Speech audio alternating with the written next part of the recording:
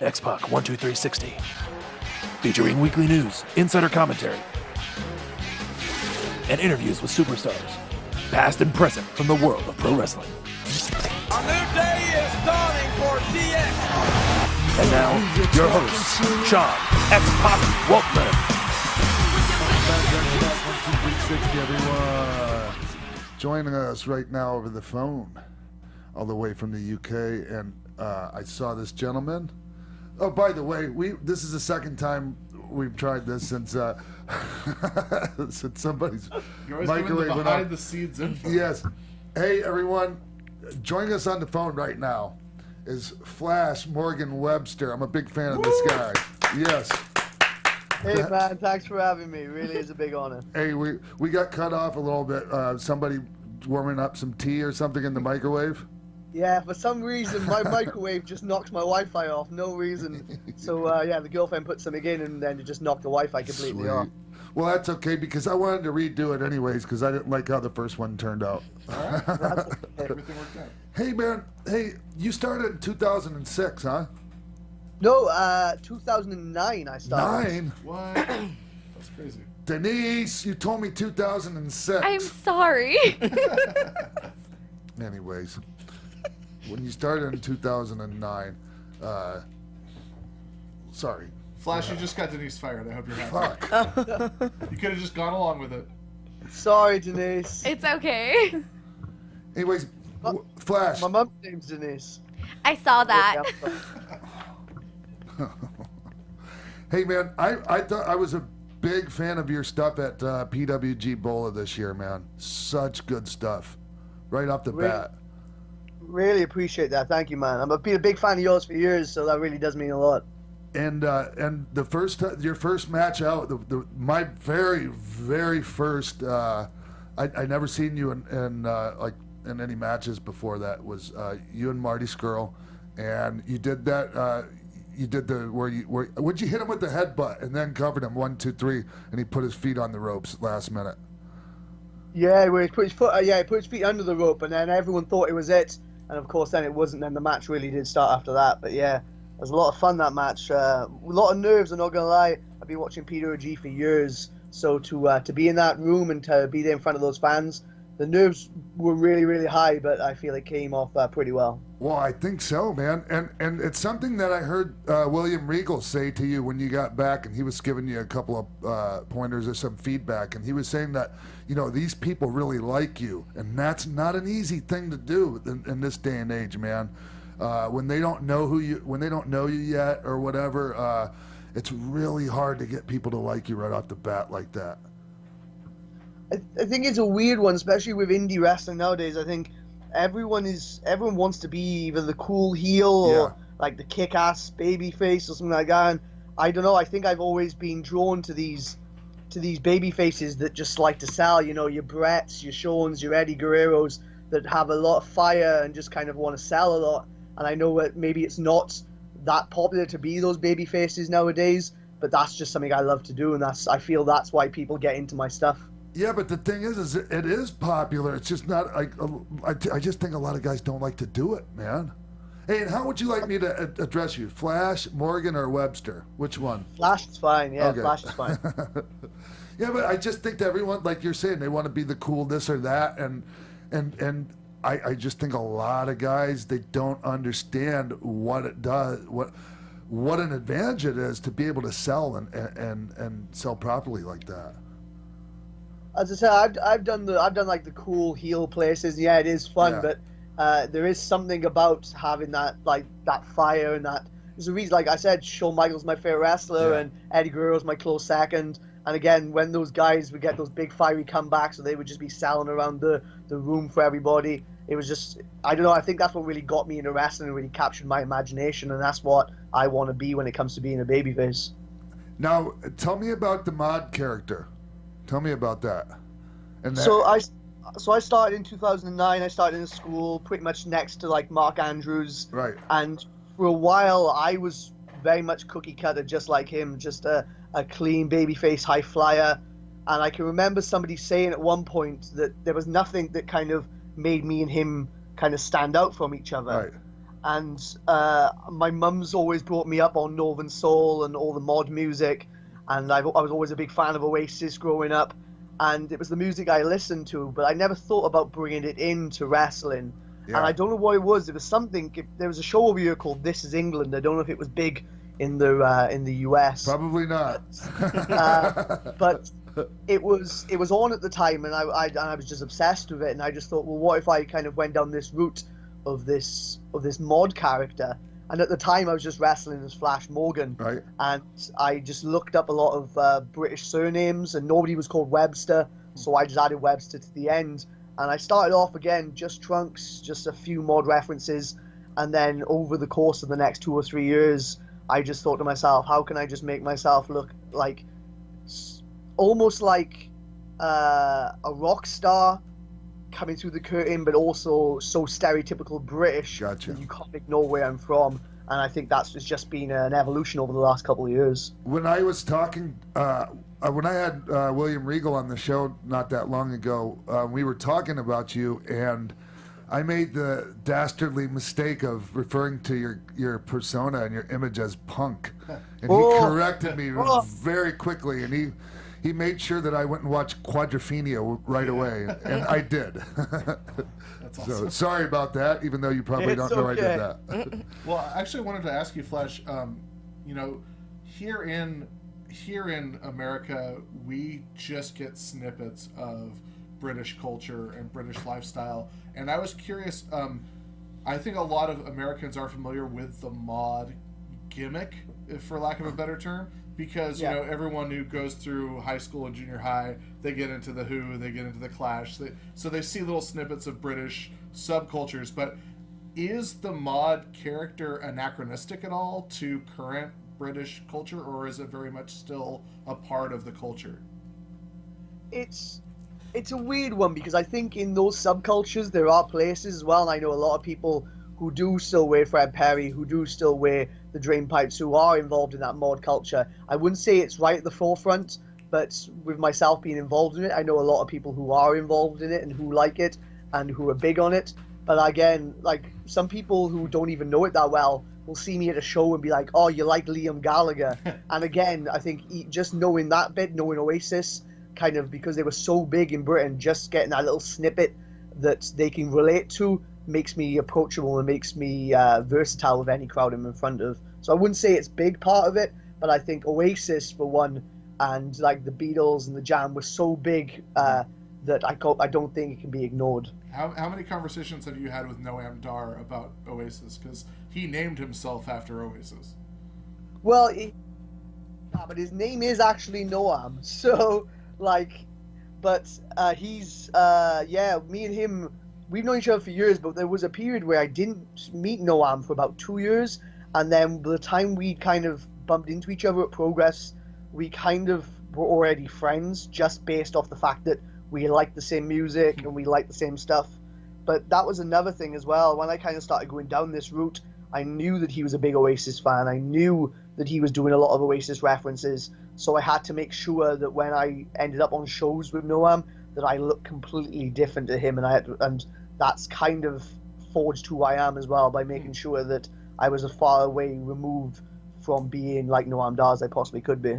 So what kind of feedback do you get from the mod community if maybe they're not like a wrestling fan and they just see your character? It's some people just literally go like, oh my god, there's a mod wrestler, and they flock to it straight away.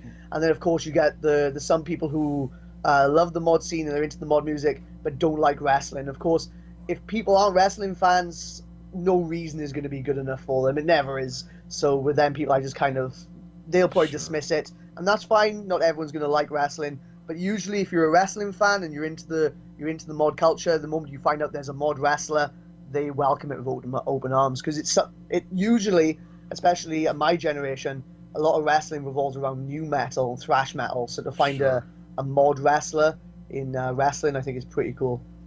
Now, do you when you were coming up with this concept, were you thinking about it in terms of a babyface or a heel, or just a persona in general?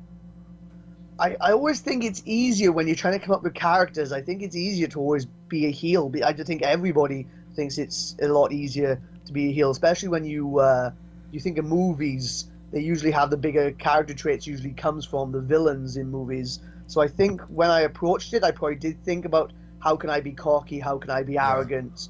But I was speaking to Pete Dunne recently, and he believes that like there's no such thing as heels and babyfaces anymore. There's just characters and situations, and I think thinking about that helped a lot. So I kind of know what my character does in certain situations, and then it depends on whether I'm the antagonist or the protagonist and how I then deal with those situations. But once you know the character itself, I think it's a lot easier then to kind of slot it into those heel and face dynamics. I think I'm not sure how I feel. I don't necessarily disagree with that. There are not any babyface or heels these days. I think there is still, but I just don't think it's as it's not as you don't need it. It's not like we don't have to have like a guy with the white hat and a guy with the black hat. You guys, people can pick who they like, as long as they care about both competitors. But the thing that I've thought about, and I've thought about this for quite a while now, is when you're coming up and when you're first being introduced, say you're going to WWE or NXT or whatever it is, and they try to introduce somebody as a babyface, it makes it so hard when nobody knows you to try to pass you off as a crowd favorite. People, you know how it is these days, man. People don't like to be told who to like and what to like. So that's true. Very true. It's just either introduce somebody and let's see what the people think, or introduce them as a heel. Like that's, I just think it's you're really not doing the wrestler much of a service if you try to push him as a babyface coming down the chute. I think that's a very good point. I think it's again, I think that's why a lot of people want to be heels. I think because it's easier to get people to hate you than it is to get people to like you, and it's scary when people reject you as well. If you go out there and try to get people to like you, and they just say no, I'm not going to like you, you feel like you've done your job wrong, and that's hard to take. As wrestlers, we do not take that very well at all, being told that we're not very good. So, yeah, I think that's true. Well, I think you're excellent, man. You're not just very good, you're excellent, Flash. Thank you very much, man. Really, really appreciate that. While we're still talking about your character and your gimmick, you now have to travel all over the world with a helmet packed in your gear. The helmet's not the problem. It's the parka that's the problem. I haven't wore it at Peter G yet because I fear that if I wear the parka, I'm going to die of heat stroke because it's so big and so thick. But the parka takes up so much more room. Like the helmet, once it's in the bag, I can put as many T-shirts into that helmet as possible. But the parka, it takes up so much room. Who travels with more gear, you or Marty Scurll? Oh, I don't know. I think it's close. I think it was funny when me and him were having the match at Bowler. It just seemed that we were like, it was like a magician's trick. We just kept pulling out gear out of our bag. Hey, is that the parka you were wearing when you took the picture with Nash? Yeah, that's the parka, yeah. That's a hell of a parka, man. That thing is huge. I needed it for that building as well. I don't know if you spoke to him, but Ireland was freezing. It was in a big warehouse. It was so cold, so that parka came in handy that night. Nice. So you had your documentary that came out, Roadblock to Malice, and it kind of talked about your career up until this point. Is there any plans for a documentary like after the other plans come into play? Because you kind of left it off of you got injured, you're talking about the comeback, and that's kind of where the documentary left off. So is there going to be another kind of part to that? I don't know. Like there was never a plan, if I'm honest, to make a documentary in the first place. As you spoke about it, it was like I had the match with Zack Sabre Jr. for the Cruiserweight Classic qualifier, and about 2-3 weeks before, I'd been approached by a guy again who loved the mod scene, and he'd done some documentary stuff, and he was like, "I just want to do a small 5 minutes vignette piece on you," and I was like, "That's cool. We'll do that after the Cruiserweight Classic match." Mm-hmm. And then I dropped him an email a couple of days after I got hurt and said, "Well, we'll have to put this on hold." And he was like, "Well, how about we do a documentary?" He was like, "We've got a narrative now, and we can kind of follow it." And again, that was only going to be a short piece because we thought I was only going to be out for a couple of weeks, but it ended up being 10 months.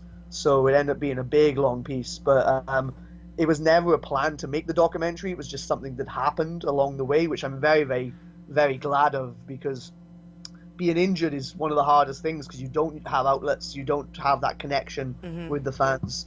So to have something to show them after the 10 months and be like, this is what I've done and this is how you've helped me, it was very, very fortunate to have that. And a big shout out to Adam Williams who put it together as well. But maybe, I don't know, but at the moment there's no plans to make one. I'd love to do another one if you wanted to, but at the moment there's no plans. So, Flash, if you hadn't have gotten hurt in your match with Zack Sabre Jr., would you be in the WWE right now? As in the WWE UK? Either. You tell me. I don't know. There's. I'm not. There's no certainties in wrestling. I can't say I'll go. I 100% would be. I like to think that if I hadn't got hurt and I was still well and on the scene when the WWE UK came about, that I at least would have been somebody they would have looked at or considered. I feel that I would have been completely different to any of the other 16 they would have brought in, and I know that again, William Regal likes my look, so I feel that would have played a part. But I don't know. I like to think that potentially I would have been one of the 16 in that UK tournament, but who knows? And who knows what's coming in the future? But I like to think, at least if I hadn't got hurt, that I maybe would have been considered for it. So I guess what I was getting at is, nobody ever mentioned to you, hey, we want to sign you to a contract. I think with the WWE UK thing now, I think it's a little. I don't think they know what they're doing with that at the moment. Like I've had tryouts since I've come back, and the general consensus seems to be that like they don't know what they're doing with that UK division yet. Yeah. Once they know what they're doing with it or where they're going, then I guess a lot more people will either have jobs there or they'll decide they're going to move people to the US. I have a feeling that if you choose not to go there, or if they actually for some reason didn't want you would be just fine. I think you'd probably be just fine if you never went there. Somebody asked me the other day, somebody was like, would you want to go to WWE? And it's always been, of course, I think a lot of people get into wrestling because of WWE. Oh, yeah. And that's always the goal, usually people that want to go.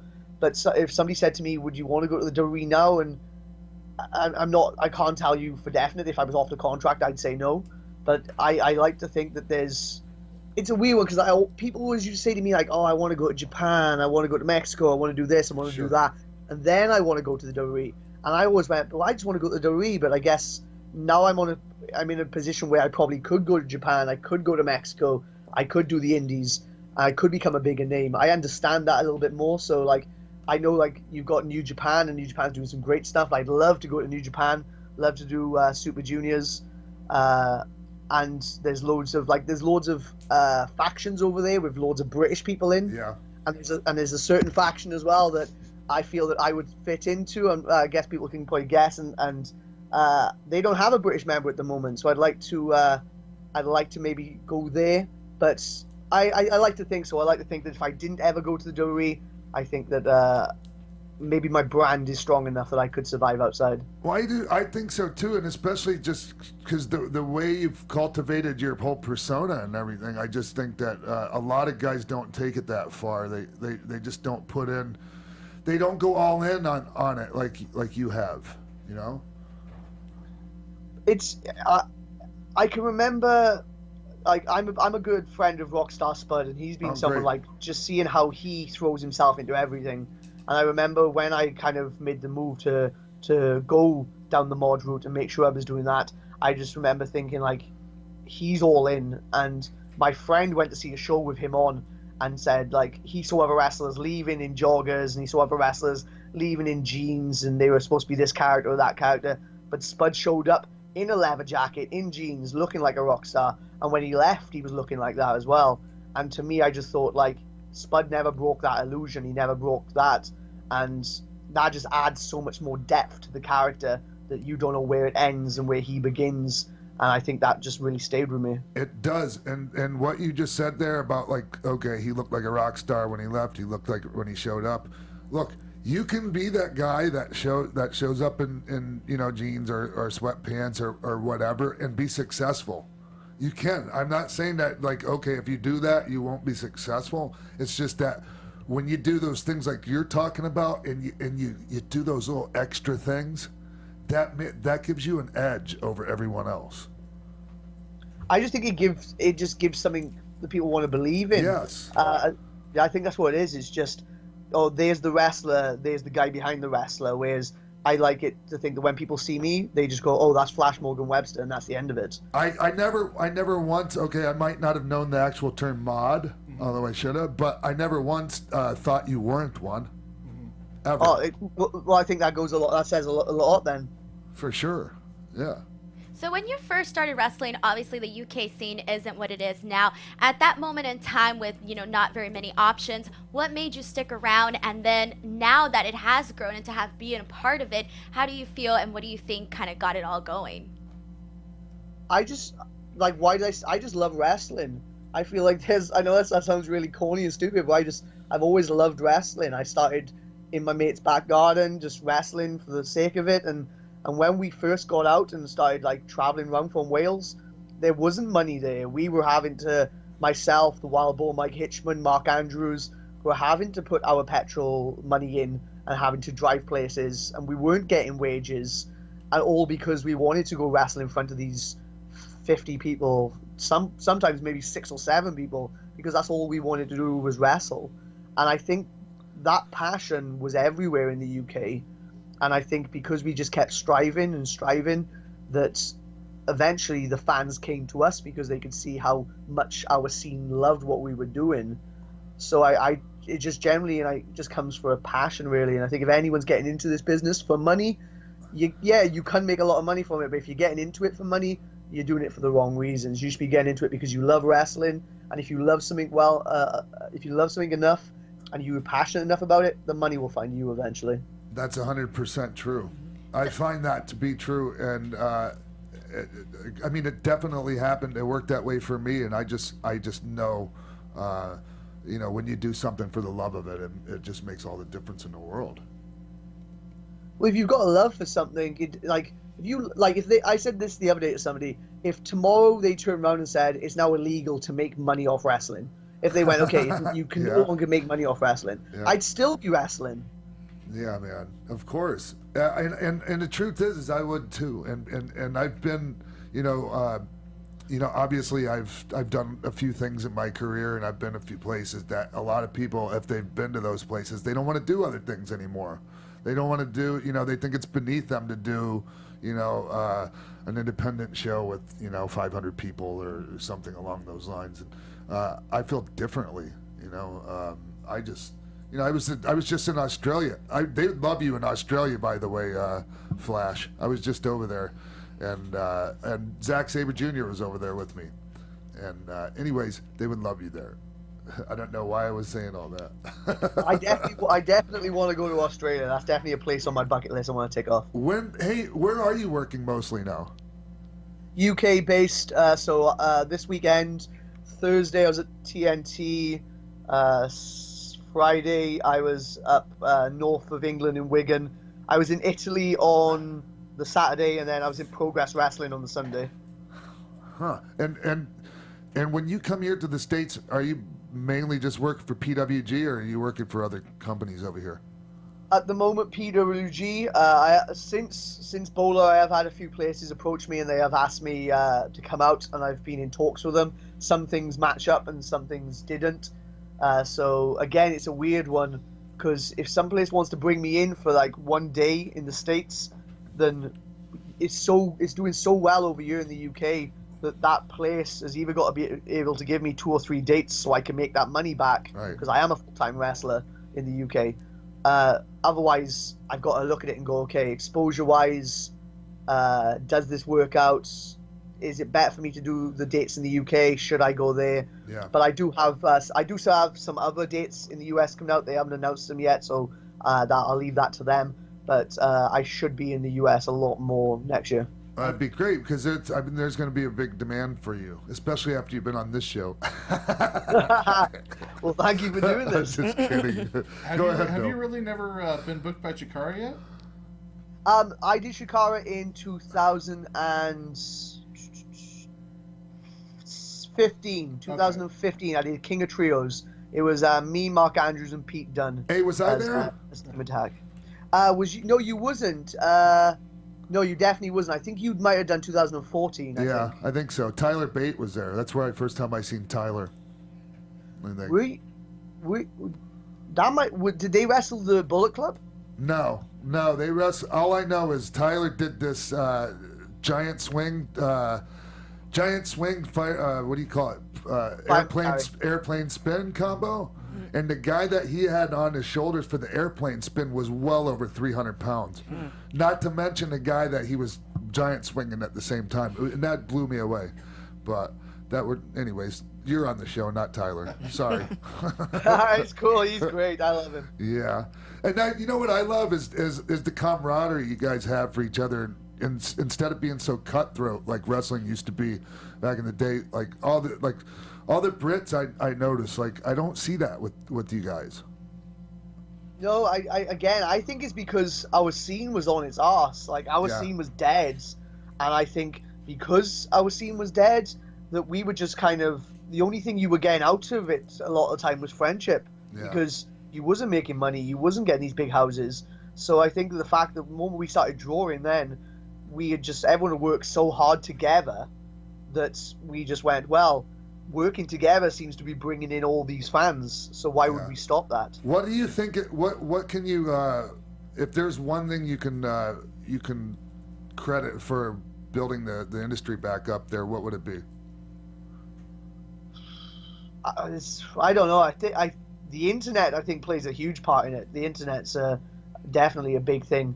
I think one person in particular, I think the real first wrestler to kind of break the mainstream and draw attention to wrestling a little bit more in Britain was probably Grado, if I'm honest. I was wondering if you were going to say that. I had a feeling, yeah, that's because I feel like ICW, everyone seemed to know about ICW, and then from ICW, then like Progress started like popping up, and then Rev Pro started hitting its stride, and other places, and I feel that he's maybe forgotten about a little bit now because like you've got your Marty Skrull, you've got your Mark Haskins, you've got your Jimmy Havoc's. But I do feel that he definitely was influential on this becoming a boom period for British wrestling. Yeah, I would definitely classify him as a phenomenon in the UK wrestling, or just the UK in general. Yeah, for sure. Yeah, we call him, like, I'm sure you probably heard this before. Like, we call him the Dusty Rhodes of the UK. I 100% would agree with that. Yeah. Yeah. Who would you consider yourself? Who would you compare yourself to? Who would you like to think? I don't know. I'd like maybe. I would love to say Eddie. I love Eddie and stuff like that, but I don't know, man. I think that's a tough question. Yeah. When somebody asks me questions like that, I don't like answering them. So that was kind of shitty of me to ask you one. Flash, one of the cool things about how you started training was that you started training on mats. Can you tell us what that experience was like? Horrific. Like, I know it's like, I guess looking back on it now, it was really bad, and like it took, like, I can remember coming from training feeling real beat up because these mats were wafer thin. But I just wanted to wrestle, and I think even if it wasn't in a ring, like just being taught how to wrestle, I just loved it.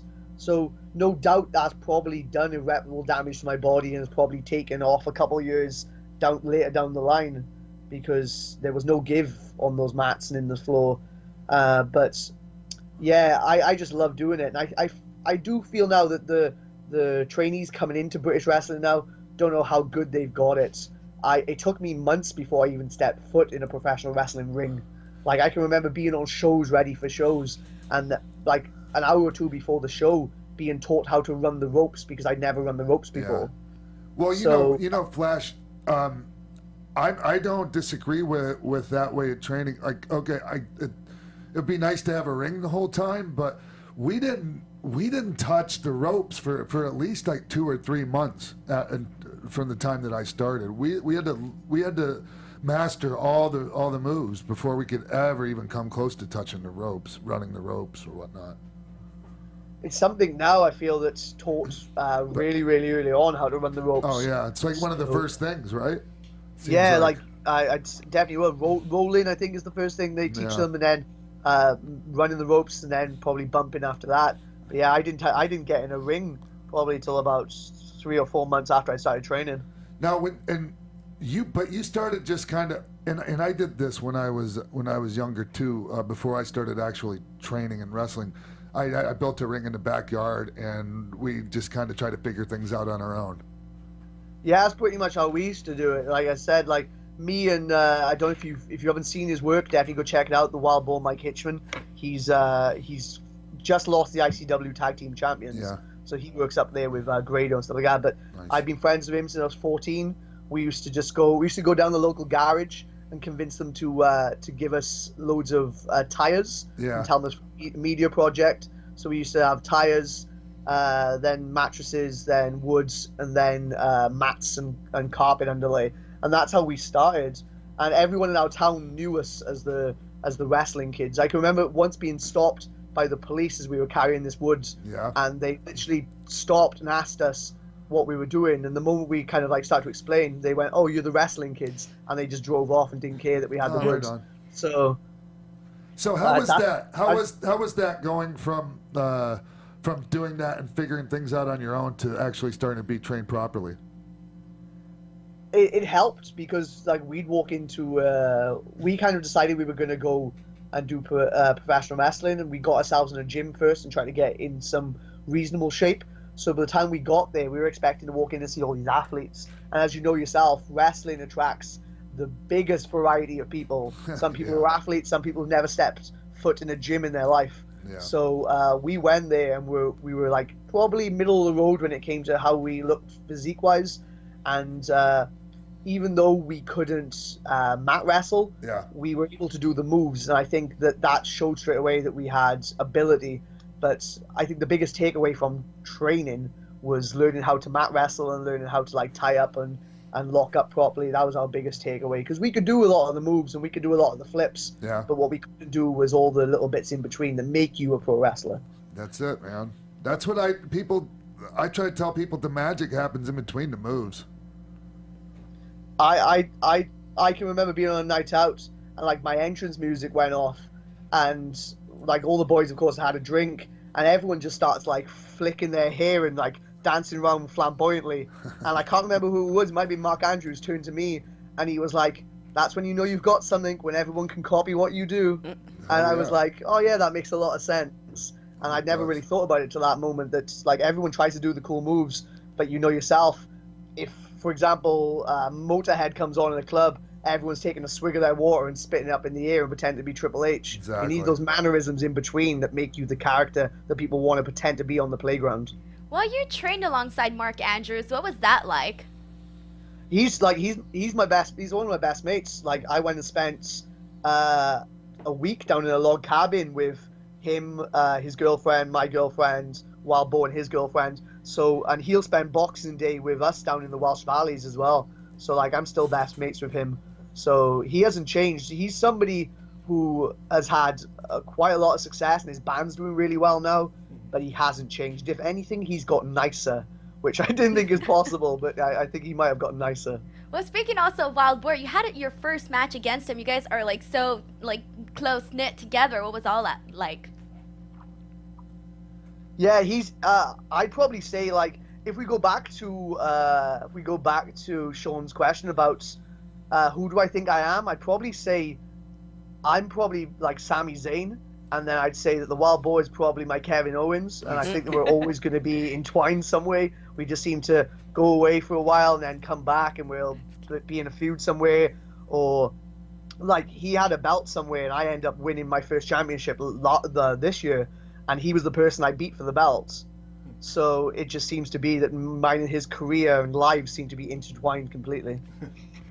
Flash, you were saying earlier about your tryout experience and your Cruiserweight Classic experience. Do you get the impression right now that although WWE doesn't seem to know what they're doing with their UK division, do you get the impression that they're sort of viewing people from the UK right now as either being in with the other UK guys or nothing? Are they considering, bringing some people into NXT or into the cruisers like they were doing previously? I have no idea. I think that they're probably still interested to do the UK show. I think if you watch the Pete Dunne and Tyler Bate match from TakeOver, Yeah.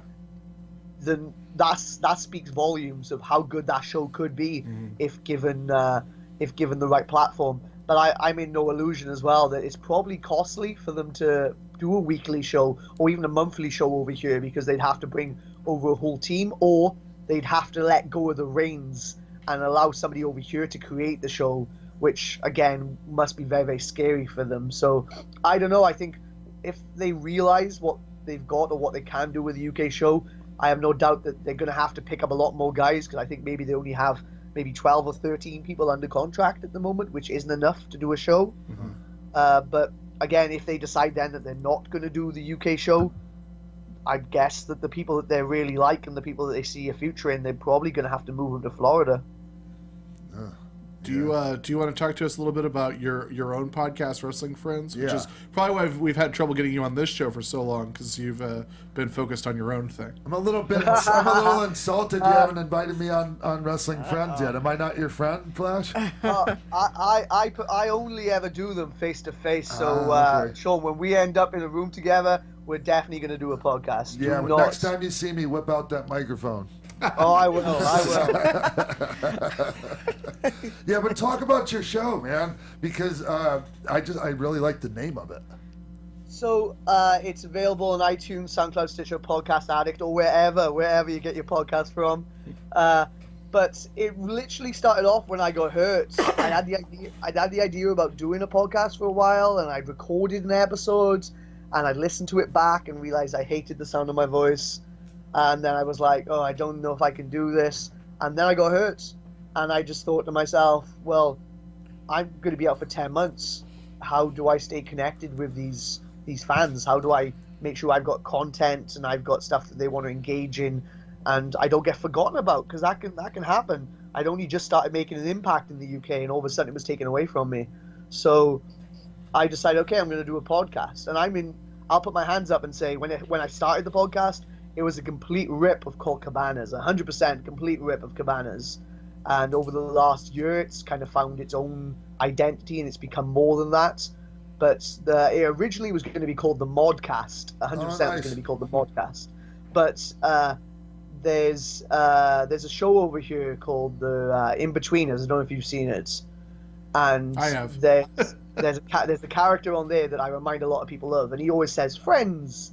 And I decided I'm going to call it Wrestling Friends, because I'm just going to embrace something the fans like to chant and say to me.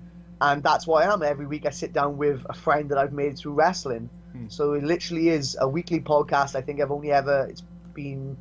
been doing it now for 62 episodes. I think I've only ever missed 3 weeks due to either a tryout or this reason or that reason. And it's me sitting down with some of my friends through wrestling. Some people will know, like I've had Pete Dunne on there, I've had Tyler Bate on there, Mark Andrews, I've had Jimmy Havoc on there. So a lot of names people will know, but also a lot of people that people won't know either. So I like to think that hopefully people come for the names that they recognize, and then they stay for the people that they don't know. So you can get a well-rounded experience of who's doing well or who's contributed to the British wrestling scene. And what are the topics of conversation usually?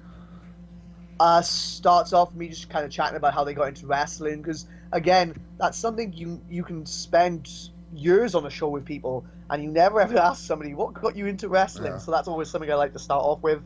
And then we kind of chat about training, because again, depending on when you've come into training, where you've come from in the UK, everyone's training was completely different, because wrestling is not a uniform sport, so everyone's training is going to be completely different.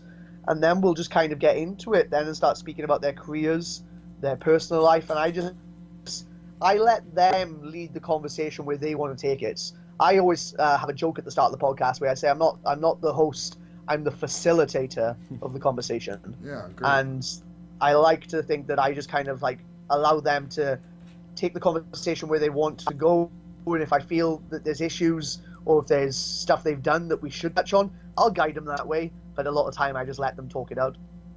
Nice. So with your wrestling career growing so much, do your family and everybody back home still see you as the guy from Deal or No Deal? A lot of people do, yeah. A lot of people always speak to me about that, but I'm from a small Welsh Valleys town. Where I'm from, nobody really leaves, if I'm honest. People kind of get jobs there, they kind of start families, and they live there, and they die there. And a lot of people don't go chasing dreams. They just kind of stay in that small town, and that's nothing against that. A lot of people have families and have houses, and they're completely happy, and that's all anyone wants for happiness, but that was never enough for me. So kind of whenever I go back down there, like I'll be back over there Christmas, because at the moment I live in Stafford, which is in the middle of England, because it's a lot better for wrestling. But I'll go back down Christmas time, and everyone will talk to me about wrestling and want to know what I'm doing and stuff like that, and see where I am. But like my mum was way more excited about me being on Deal or No Deal than she was about me getting a WWE tryouts. She was way more excited about me on Deal or No Deal. So I think a lot of people prefer and are a lot more interested in that than they are the wrestling. But I think that's something that helped me in the past, and it's something that a lot of people will never forget. So did you have the proper, support for, when you decided you were going to follow your dreams? Did you have those people that were the naysayers and trying to get you not to do that? Like my mum's always been pretty supportive. She'll tell you now that she doesn't like me wrestling. She scares her to death. I think she's always just been worried that, financial security. Yeah. She forced me to go off and get a teaching degree, so I'm a qualified teacher. And when I got hurt and I was injured for 10 months, I did a lot of supply work. So I think she took a lot of pride in knowing that she was right, that I needed to get that teaching degree for when I was injured.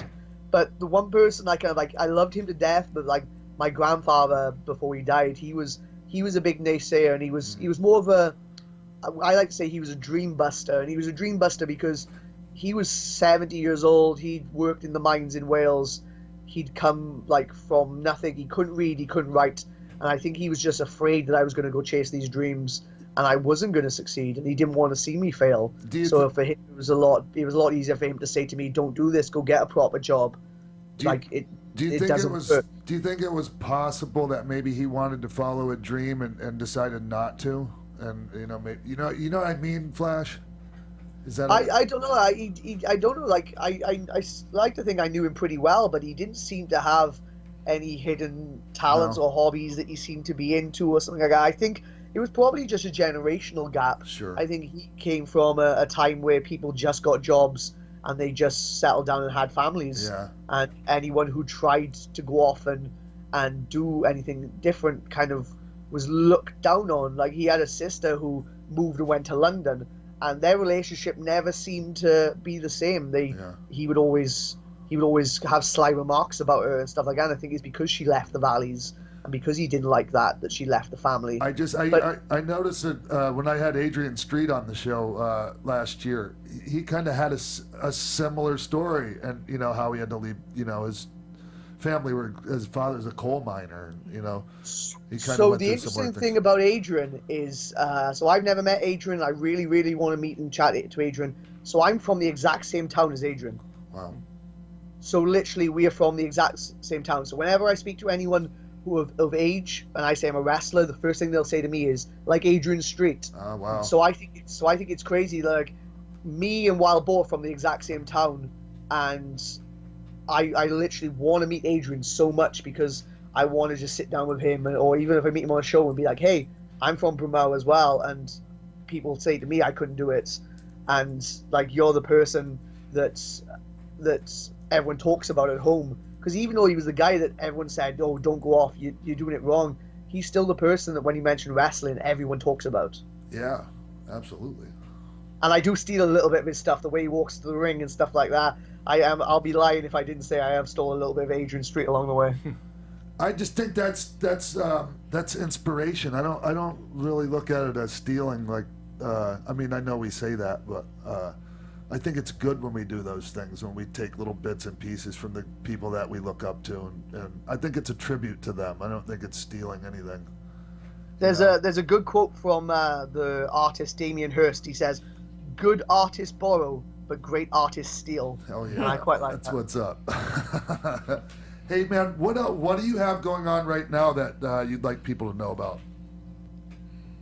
If anyone's listening, definitely go check out the documentary that we spoke about, because Adam Williams did a great job of that. That'll give you a great insight into me and what I've done and my match with Zack Sabre Jr. So that can be found on my Twitter. So if you go, it's the pinned tweet at the top, which is at @Flash_Morgan on the Twitter. Again, check out my podcast, Wrestling Friends, and Morgan Webster's Wrestling Friends. It's on SoundCloud, Stitcher, Podcast Addict, or wherever you get your podcast from. And Big Cartel, I guess, as being independent wrestlers, we do rely on the support of the fans, and it's so great that everyone's so willing to give and support wrestling as well. Yeah, we do get paid to wrestle, but I'll tell you now that a lot of our money that we make is made at the merch table, and I wouldn't be able to be a professional wrestler if it wasn't for the support of the fans believing in me. So yeah, MorganWebster.BigCartel.com. Anything? I guess that would be. Do you have a pro wrestling tee store, or do you do something different? I have pro wrestling. I have a pro wrestling tee store, so I guess we pro wrestling tees /Flash Morgan Webster. So I've had a few more sales on that because I'm breaking through into America now. So again, if anyone's listening to this and they want to get anything from America, do that at pro wrestling tees /Flash Morgan Webster. But again, most of my stuff can be bought at morganwebster.pigcartel.com.